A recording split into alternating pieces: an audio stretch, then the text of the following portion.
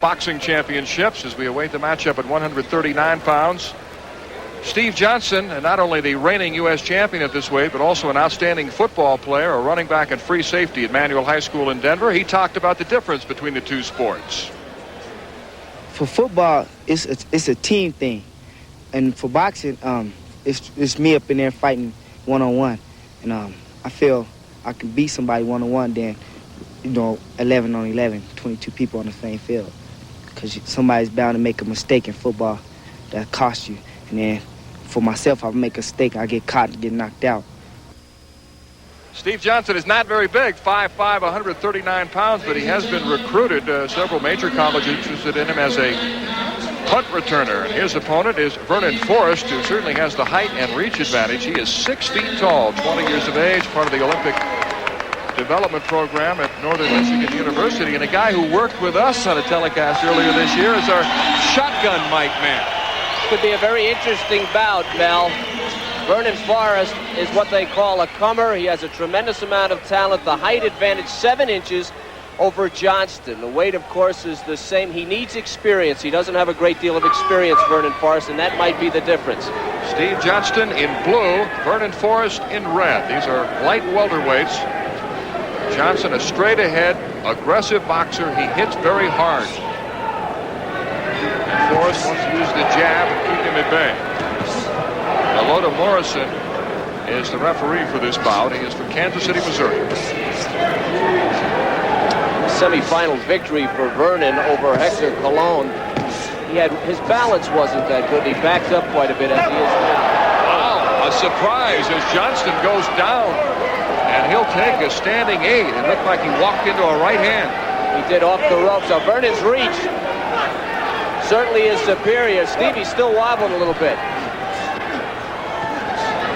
Remember, in amateur boxing, a knockdown counts no more than any other scoring blows. It's a major difference between amateur and professional boxing, and a caution to Vernon Forrest for hitting with the inside of the glove. Good shot by Vernon. Stevie should be backing up here. He's woozy. This would be a big upset if Forrest defeats Johnston. Forrest has already beaten 3 outstanding boxers in this competition. Teron Millette, who was second in the U.S. Championships last year. Lamar Murphy, an outstanding boxer who beat in the quarterfinals.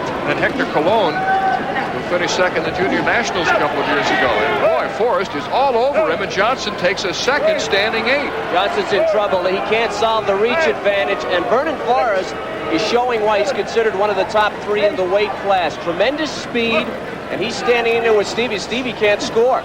And if Johnston takes one more standing 8 in this round, the bout is over. This is the football player in Stevie Johnston. He should back up, but he doesn't know how to back up. He needs his football helmet right now, the way he's being hit. He's really wobbly. His legs are shaky. And a caution to Forrest for a low blow. Well, Steve's weakness has been in the past that he drops his hands. It's happened here. He's teeing off on it. This bout's about over. Johnston is in deep trouble. Taking solid shots to the head. He's really wobbling. Well, Forrest said, I've got to throw punches in bunches, and that's just what he's done. Oh, another solid shot to Forrest's head, hitting while backing up. He's really been impressive. Johnston's just trying to hold on right now. Well, see, distance is, if Steve stands at an arm's length distance, he's going to get killed. He needs either to back up and regroup or get in real close so he doesn't give Vernon room to throw those punches. And he's not doing either. He's standing right at arm's length. He's going to catch another one. There's blood on the face of Stevie Johnston. I'm not sure he knows any other way to box. Right. Forrest backing up, using that reach and teeing off. This is a matchup in simply styles and a height differential and power for Vernon Forrest, and it's all Vernon Forrest. And a big surprise. This would be an upset because Johnston is the defending champion. Last year he beat Teron Millette for first place. Well, Johnston trying to buy a little time during the 1-minute intermission and shake the cobwebs from his head. He was in real trouble. You see some blood on his face. He needs to fight at close quarters or stay out of Vernon Forrest's reach. Again, boxing a lot of times is a matchup in styles, and what you saw in the first round is that Stevie's really on the short end. His uncle, Richard Johnston, is in his corner along with Jose Santiago. What do you give me? Straight right? Huh? Straight right? Keep your hands up. Boxing, baby, make it. Okay, you dropped your hands. That's why you got Steve Johnston's strength is that he's a battler. He'll tell you that himself. But in this case, the second standing 8 count he's going to get in the first round, he's too close and he's trying to battle. He needs to get on his horse, back up a little bit, and regroup. You saw Richard Johnston, his uncle, in his corner as we look at Vernon Forrest, who is very impressive. It was Richard Johnston who got Steve started in boxing at the age of 14. He said one of the things he remembers when his uncle Richard dropped him with a left hook in the front yard of his grandmother's house. I would remember that, I believe, especially if it was my uncle. Steve was raised by his grandmother. He's got a lot of friends and relatives who made the trip to Colorado Springs from Denver to watch him, but been a little disappointed so far because he got hit often in round 1. Johnston in blue, Forrest in red for the championship at 139 pounds. Vernon in the semifinal, good right uppercut by Vernon Forrest.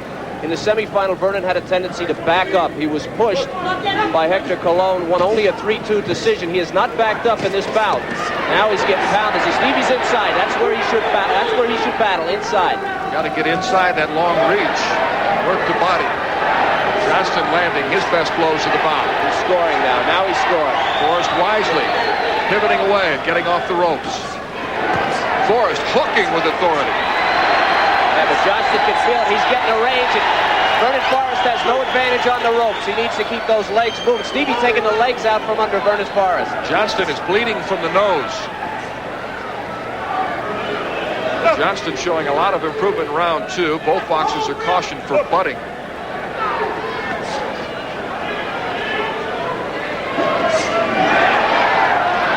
Johnston beginning to score, dropping down, landing some body shots, then back to the head.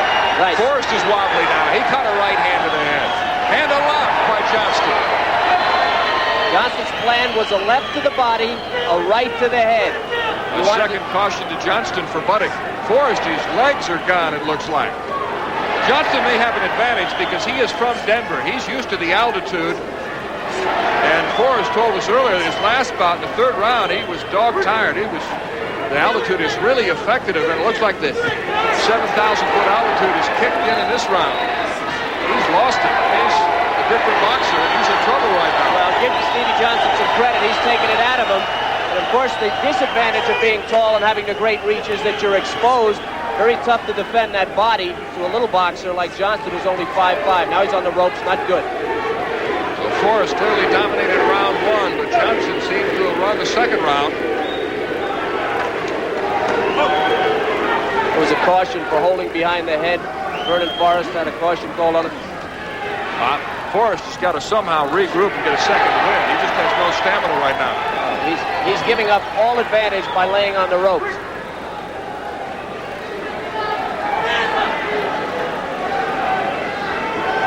Johnston closing in. Well, it doesn't hurt growing up in the Mile High City altitude. If you ever spend any time in Colorado, you know how it can affect you. It certainly doesn't hurt when you're boxing about 100 miles from there either. Caution to Johnston for butting. Final seconds of round 2. Vernon Forrest and Steve Johnston. This one looks to be pretty even as we go to the final round.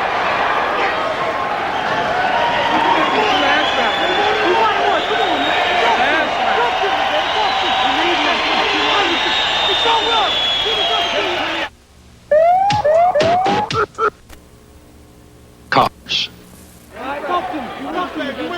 The 3rd round should decide this bout at 139 pounds. Vernon Forrest dominated round 1, sticking and moving, using his reach advantage. But Johnston bounced back from 2 standing 8s in the opening round, and Steve acquitted himself well in round 2. So the winner of this round might very well take the bout.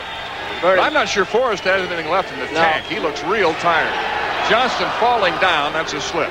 Vernon gulping for air, standing in the corner prior to the 3rd round.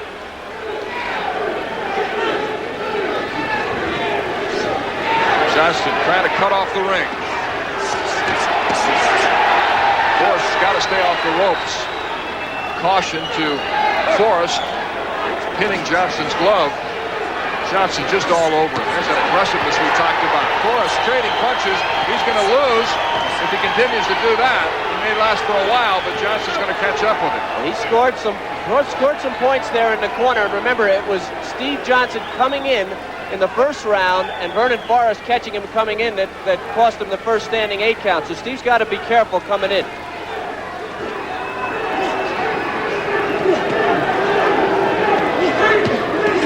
Johnston is negating the reach advantage, though, by boxing in close proximity. Vernon has all the skills you need. What he doesn't have, as you pointed out, is the stamina. He almost lost that semifinal to Hector Colon on the same basis, and it's costing him here. His legs are gone. Johnston landing a right hand. Johnston barely made it through round 1. He took 2 standing 8s, one more in the bottom. He's hurt. He's hurt. Johnston's hurt. He took a right and a left. Looks like Forrest is just holding on right now, though. You have to give Stevie Johnston credit. Good hook by Forrest. I don't know where he's getting this reserve of energy, because he looks like he's really tired. But still landing some effective blows. He's scoring points here in the